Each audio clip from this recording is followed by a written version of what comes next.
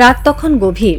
Satellite view থেকে দক্ষিণ এশিয়ার মানচিত্রের দিকে তাকালে দেখা যায় ভৌগোলিক সীমানাগুলো অন্ধকারে ঢাকা। বাংলাদেশ, ভারত, পাকিস্তান, নেপাল, শ্রীলঙ্কা প্রতিটি দেশের মাঝখানে দাঁড়িয়ে আছে উঁচু কাঁটাতারের বেড়া, বাংকার আর বন্দুকের নল। গত 7 দশকেরও বেশি সময় ধরে এই মানচিত্রটি একটি বারুদভর্তি গুদামের মতো।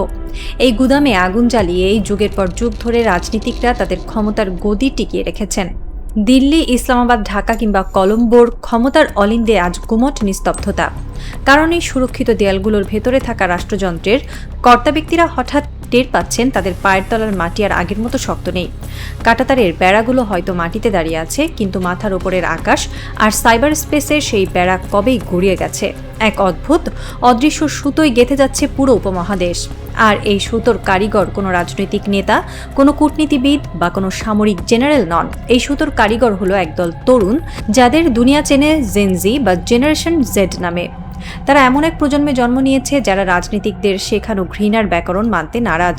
ভারত পাকিস্তান বর্ডার, হিন্দু মুসলিম দাঙ্গা কিংবা বাংলাদেশ ভারত সীমান্ত উত্তেজনা, যে কার্ডগুলো খেলে রাজনীতির দাবার বোর্ডে এতদিন বাজিমাত করা হতো, সেই কার্ডগুলো আজ এই তরুণদের কাছে স্রেফ কিছু মেয়াদোত্তীর্ণ জোকস।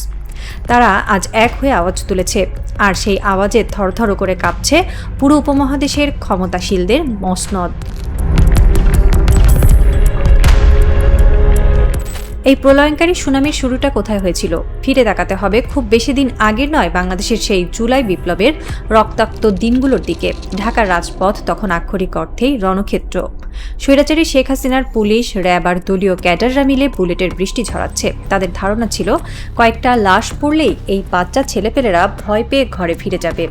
কিন্তু সেদিনের একটি অডিও ক্লিপ বা ওয়্যারলেস ট্রান্সমিশন পুরো রাষ্ট্রযন্ত্রের মেরুদণ্ড ভেঙে দিয়েছিল। যাকে অনেকেই তীব্র ক্ষোভে মোদির ভারত শাখার প্রধান বলে আখ্যা দিতেন।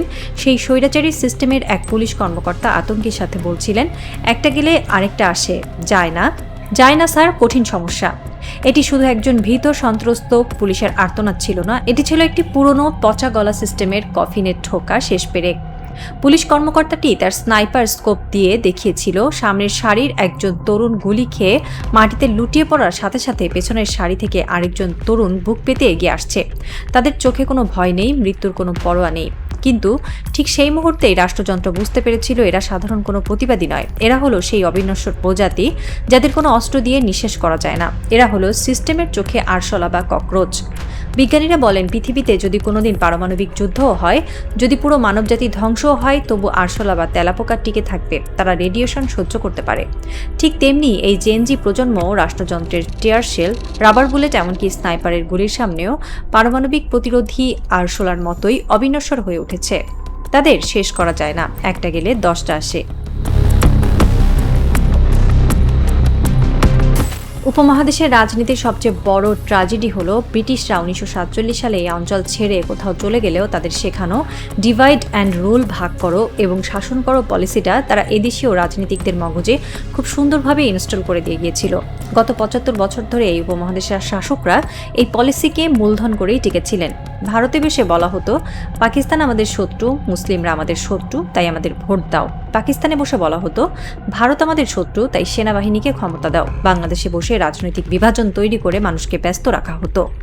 হানাহানি, রক্তপাত, সীমান্ত উত্তেজনা, এগুলোর ওপর ভর করেই গড়ে উঠেছিল এক একটি রাজনৈতিক সাম্রাজ্য। সাধারণ মানুষকে বিভক্ত করে রাখলেই তো গদি নিরাপদ থাকে। কিন্তু জেনজি এই দেওয়ালটাতে একটা বিশাল হাতুড়ির বাড়ি মেরেছে। তারা ইন্টারনেটের যুগে বড় হয়েছে। তারা দেখেছে সীমানার এপারে বসে থাকা একটি বেকার তরুণের জীবনের সাথে ওপারের বেকার তরুণের জীবনের কোনো পার্থক্য নেই। তারা বুঝে গেছে এই বিভাজন শুধু নেতাদের সুইস ব্যাংকের অ্যাকাউন্ট ভারী করার জন্য তৈরি করা হয়েছে। যেদিন বাংলাদেশের ছাত্র জনতা বুকের রক্ত দিয়ে স্বৈরাচারের পতন ঘটালো, সেদিন শুধু ঢাকাতেই উল্লাস হয়নি, সেদিন ভারতের কেরালা থেকে পাকিস্তানের লাহোর, নেপালের কাঠমান্ডু থেকে শ্রীলঙ্কার কলম্বো, সব জায়গায় তরুণদের গায়ের লোম একইভাবে দাঁড়িয়ে গিয়েছিল। তারা স্ক্রিনের দিকে তাকিয়ে শিহরিত হয়েছিল। তারা বুঝেছিল, যদি ঢাকা পারে তবে আমরাও পারব। আজ ভারতের রাজপথে যে ককরোচ জনতা পার্টির উত্থান ঘটেছে তাকে কেবল ভারতের অভ্যন্তরীণ আন্দোলন হিসেবে দেখলে চরম ভুল হবে। এটি আসলে পুরো উপমহাদেশের একটি বিশাল জেনজি মুভমেন্টেরই একটি অংশ। তারা আরশোলা নামটাকে গর্বের সাথে গ্রহণ করেছে, কারণ তারা বোঝাতে চায়, হ্যাঁ আমরা আরশোলা, তোমরা আমাদের যতবারই পিষে মারার চেষ্টা করবে আমরা ততবারই ফিরে আসব। শ্রীলঙ্কায় যখন রাজাপাকসে পরিবারের দুর্নীতি আর অত্যাচারে দেশের অর্থনীতি ধসে পড়েছিল, তখন এই জেনজিরাই রাষ্ট্রপতির প্রাসাদে ঢুকে সুইমিং পুলে সাঁতার কেটেছিল। পাকিস্তানে যখন সামরিক এস্টাবলিশমেন্ট তাদের ক্ষমতা কক্ষিগত করে রাখতে চেয়েছিল, তখন এই জেনজিরাই রাস্তায় নেমে পুরো এস্টাবলিশমেন্টকে কাঁপিয়ে দিয়েছিল। বাংলাদেশে তারা যা করেছে তা তো এখন বিশ্ব ইতিহাসের এক নতুন পাঠ্যক্রম। আর এখন ভারতে, যেখানে ধর্মের নামে মানুষকে বিভক্ত করে রাখা হয়েছিল, সেখানেও এই জেনজিরা সংবিধান হাতে রাজপথে নেমে এসেছে। তারা গদি মিডিয়াকে বয়কট করছে, দুর্নীতির বিরুদ্ধে কথা বলছে, আর বিভাজনের রাজনীতির মুখে থুতু ছিটিয়ে দিচ্ছে। অনেক হয়েছে সিস্টেমের বড় বড় কথা, অনেক হয়েছে গদি বাঁচানোর খেলা। এখন সময় এসেছে সিস্টেম গদি ছাড়া করার। রাষ্ট্রযন্ত্রের কাছে সবকিছু আছে, তাদের কাছে পুলিশ আছে, সেনাবাহিনী আছে, মিডিয়া আছে, গোয়েন্দা সংস্থা আছে। ভারত বা পাকিস্তানের মতো দেশের কাছে তো পারমাণবিক বোমাও আছে।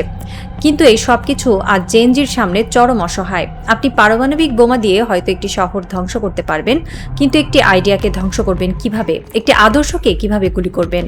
জেনজি আজ শুধু একটি প্রজন্ম নয়, এটি একটি অদম্য আইডিয়া। তারা এমন এক নেটওয়ার্ক তৈরি করেছে যা কোনো নির্দিষ্ট নেতার উপর নির্ভরশীল নয়। তাদের কোনো রাজনৈতিক হেডকোয়ার্টার নেই যাকে পুলিশ গিয়ে সিলগালা করে দেবে। তাদের আন্দোলনগুলো হয় অর্গানিক, বিকেন্দ্রীভূত এবং প্রযুক্তি নির্ভর। আপনি একজনের ইন্টারনেট কাটবেন, 10 জন ভিপিএন দিয়ে প্রক্সি সার্ভার খুলে বসবে। আপনি একজনকে জেলে ভরবেন, 1000 জন রাজপথে নেমে আসবে। হাসিনার পুলিশ সেদিন ওয়্যারলেসে ঠিকই বলেছিল, যায় না স্যার। এই কথাটি আজ পুরো উপমহাদেশের শাসকদের জন্য সবচেয়ে বড় দুঃস্বপ্ন। রাত প্রায় শেষ হয়ে আসছে। দিল্লির সাউথ ব্লক, ইসলামাবাদের রাওয়ালপিন্ডি কিংবা অন্যান্য ক্ষমতার কেন্দ্রগুলোতে আজ এক অদ্ভুত গুমট পরিবেশ। যে রাজনীতিকরা এতদিন ব্রিটিশদের শেখানো ডিভাইড অ্যান্ড রুল দিয়ে এই বিশাল উপমহাদেশকে শাসন করে এসেছেন, আজ তারা নিজেদের শীতাতপ নিয়ন্ত্রিত কক্ষে বসে ঘামছেন। তারা জানালার ভারী পর্দা সরিয়ে বাইরের অন্ধকারের দিকে তাকিয়ে আছেন। বাইরে কোনো সেনাবাহিনী নেই, কোনো বিদেশি শত্রু নেই। বাইরে আছে তাদেরই দেশের তরুণ প্রজন্ম। তারা বুঝতে পারছেন দেয়ালগুলোতে ফাটল ধরেছে। এই ফাটল আর কোনো সিমেন্ট বালি দিয়ে জোড়া লাগানো সম্ভব নয়। এই জেনজিরা বাংলাদেশ, ভারত, পাকিস্তান, নেপাল আর শ্রীলঙ্কাকে এক নতুন মানসিক সুতোয় গেঁথে ফেলেছে। হানাহানির দিন শেষ, এখন হিসাব নেওয়ার পালা। পারমাণবিক বোমার সুইচ হয়তো এই নেতাদের হাতেই আছে, কিন্তু তারা খুব ভালো করেই জানেন সেই বোমা মেরে আরশোলাদের শেষ করা যায় না, আর জেনজিকেও যাবে না।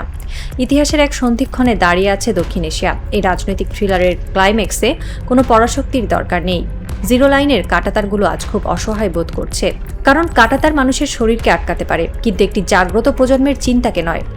জয় ককরোচদের জয়। বিপ্লবের এই নতুন অধ্যায়ে স্বাগতম।